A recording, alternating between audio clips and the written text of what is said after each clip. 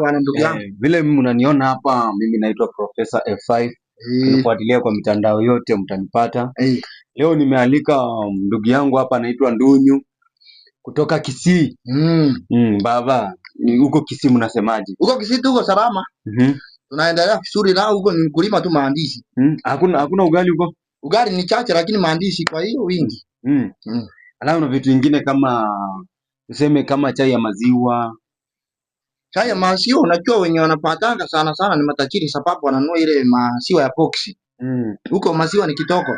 Sasa kumaanisha mtu akitoka hapa na mahindi apeleke Kisii atauza sana. Atakula sana. Huyu jamaa atapata pesa mingi bwana. Mahindi huko bwana. Ni chache sana bwana.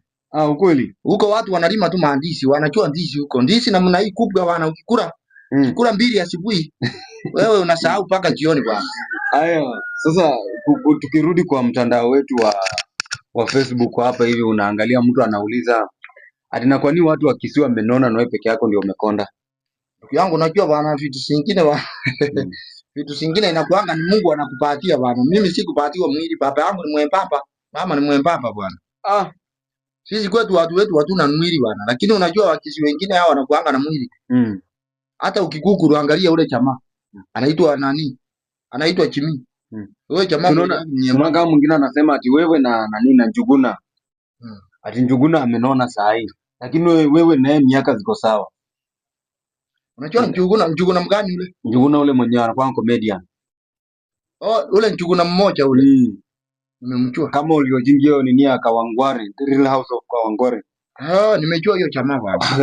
Lakini sasa unajua ule pia bwana. Ni ile hatupatani lakini sisi ni watu tunatoka area moja.